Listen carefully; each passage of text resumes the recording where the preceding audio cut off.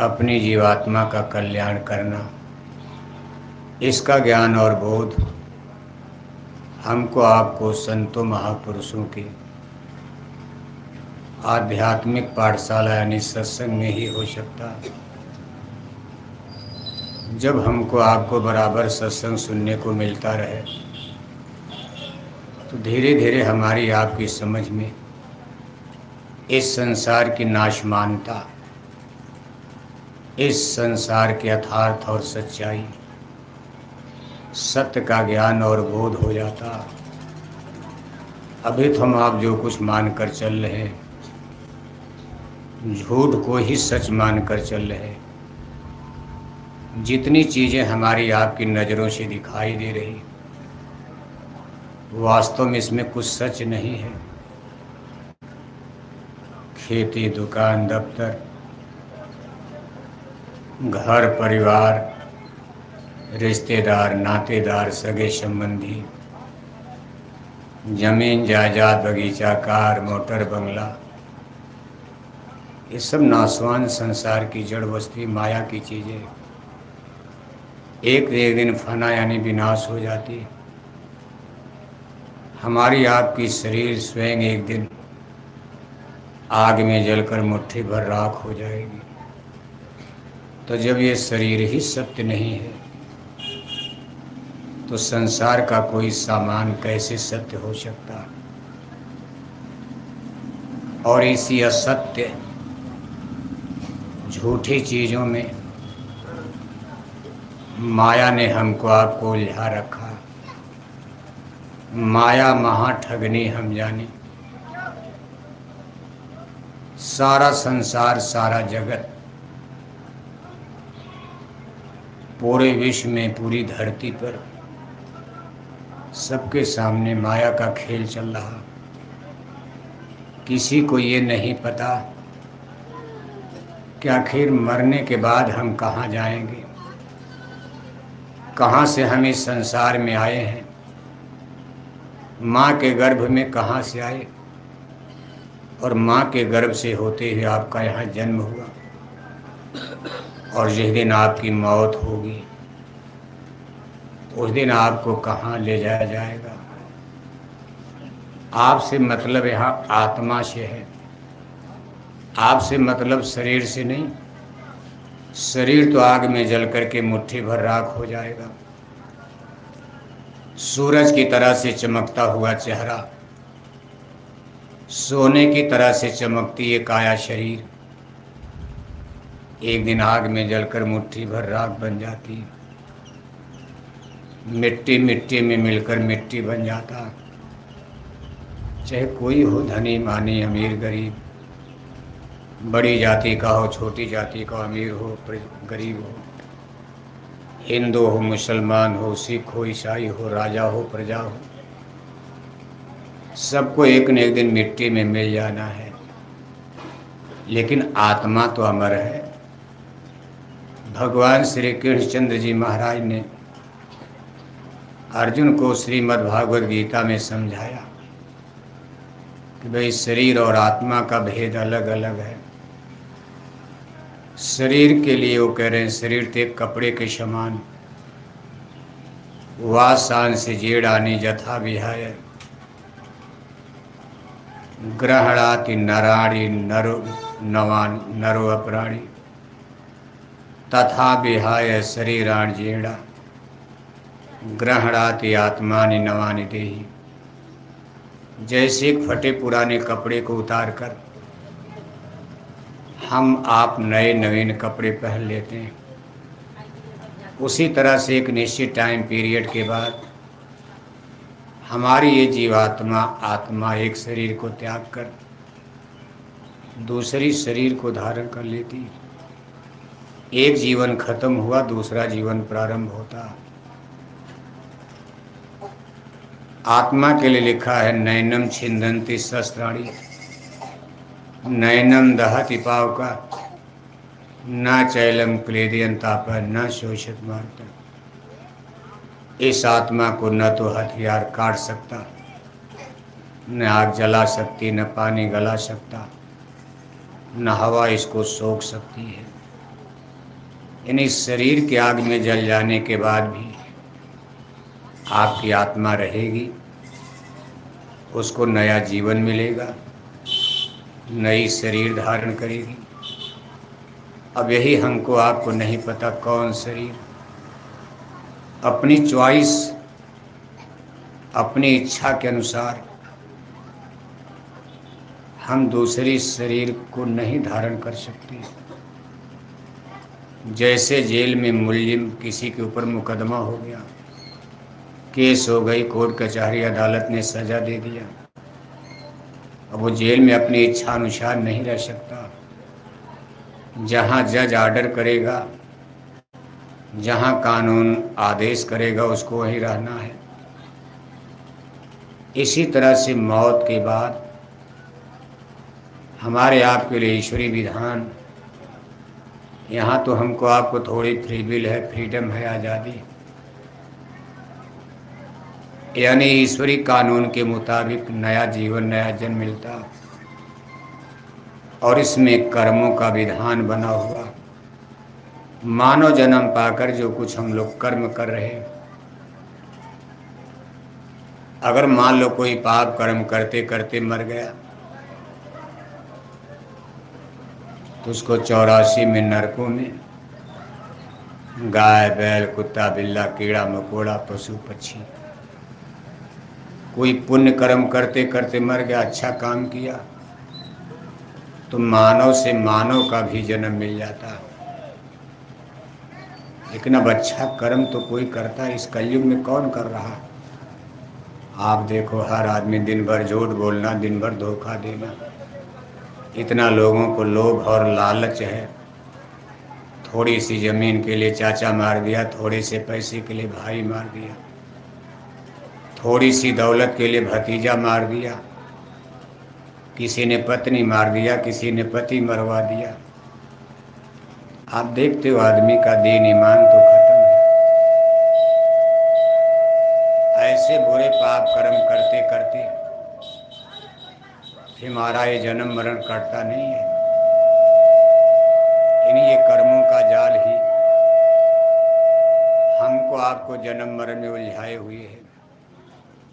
कर्म प्रधान विश्व रच राखा, जो जस करी सो तस फल चाखा। अगर ये कर्मों का कानून न बना होता तब तक इस सृष्टि, अरे उसको जरा घुमाओ बच्चा, वो पेटी का मुंह घुमाओ, है पेटी का मुंह घुमाओ। नीचे भी आवाज़ आ रही है? हाँ ठीक है, नीचे में भी आवाज़ है, सब घुमा दीजिए उधर। थोड़ा टेढ़ा करो, टेढ़ा करो और घुमाओ, बस ठीक। चलो तेज करो, जरा पर्दा उठाइए मार साहब, गर्मी हो जैसे हवा आवे, इसको क्यों लगा दिए? अगर ये कर्मों का विधान न बना होता तब तक इस सृष्टि ही खत्म हो जाती। यहाँ कोई जीव रह नहीं पाता, लेकिन कर्मों के जाल बनाकर इसी कर्मों के जाल में जीवों को फंसाया गया। अच्छा कर्म करो अच्छी जगह, खराब कर्म करो खराब जगह। अब मर करके हमारे पुरखे पूर्वज कहाँ जा रहे हैं? अब इसमें रामायण गीता वेद भागवत शास्त्र पुराण या संतों महापुरुषों की वाणियाँ वचन क्या कह रहे हैं? वैसे हम आप तो यही कह देते, जैसे आपके गांव घर में कोई मरता तो अपने हिंदू समाज में परंपरा है 10 दिन तक 10वां मनाएंगे, 13 दिन में ब्रह्मभोज तेरही मनाएंगे, गांव वालों को लड्डू पूरी ब्रह्मभोज तेरही के दिन खिलाई जाएगी। पूरे जितने रिश्तेदार नातेदार दोस्त मित्र गांव जवार सबको कागज़ पर एक नोटिस सूचना लिखकर भेजी जाती है। आप सूचना में लिखते हो कि मेरे पूजनीय दादाजी का क्या हो गया? नरकवास। क्या हो गया?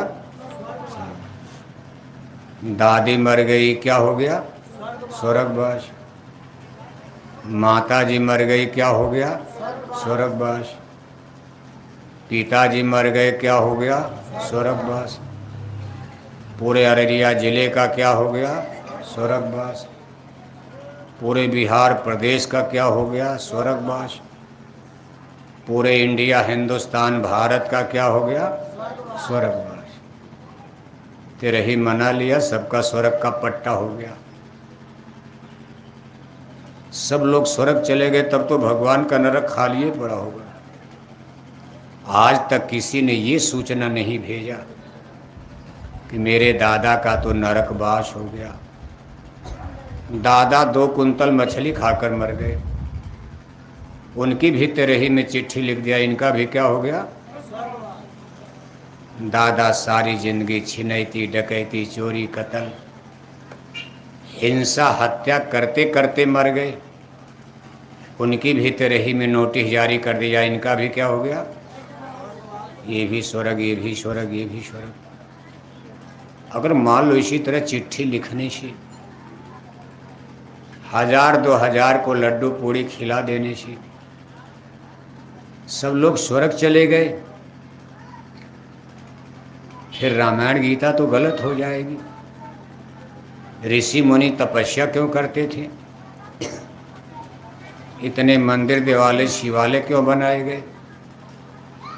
इतना पूजा पाठ, धर्म, कर्म, तमाम साधना, उपासना, जो बड़े बड़े ग्रंथ लिखे गए हैं। स्वर्ग वैकुंठ केवल तेरे ही मना कर, और कागज पर लिख देने से स्वर्ग हो जाएगा? ये हमारा आपका अंधविश्वास है। ऐसे कोई स्वर्ग नहीं जाता। स्वर्ग और नरक तो कर्मों पर है न। दादा मर कर गए भगवान की कचहरी में, उसकी अदालत में जब तुम चढ़ोगे, पूछेगा हाकिम तो क्या तुम कहोगे? ईश्वर की अदालत में मौत के बाद जैसे मुलजिम को पकड़कर हाथों में हथकड़ी लगाकर पुलिस डंडा मारते थाने ले जाती, आपके सामने ले जाती, आप कुछ नहीं कर पाते हो। ऐसे मौत के बाद जीव को खुदा के फरिश्ते, मौत के सिपाही गिरफ्तार कर लेते और परमेश्वर की अदालत में ले जा कर के पटक देते हैं। उसके अदालत में, कोर्ट में जीव का हिसाब होता, पाप पुण्य, अच्छे बुरे कर्मों का फैसला होता। इसके बाद वहाँ से रास्ता अलग अलग, इनको स्वर्ग ले जाओ, इनको नरक ले जाओ, किसी के लिए कहेंगे इनको अररिया में ले जाओ वहीं, लेकिन अब की तोता, मैना, कौवा, कोयल बनाकर आम जामुन पीपल के पेड़ पर बैठा दो, इनको गाय बना दो, कुत्ता बना दो, कुतिया बना दो, बैल बना दो। आप रामायण में पढ़ते हो, आकर 4 खान लक्ष्य 84, योनि भ्रमत ये जीव अविनाशी, अंडज पिंडज उखमा जस्थावर, 4 खान 4 वर्ग, 84 लाख जन्म जोनियों में ये जीव देखो भटकता फिरता, फिरे सदा माया कह प्रेरो, काल कर्म स्वभाव गुण घेरो। ये जो इसी में टक्करे मार रहा। दादा मरने के बाद आपके ही घर में कुत्ता बनकर, बिल्ला बनकर आ गए, दादी कुतिया बनकर अपने घर में, और हम लोग कहते स्वर्गवास हो गया। ईश्वर का विधान कह रहा है स्वर्ग तो बहुत कम लोग जा पाते हैं।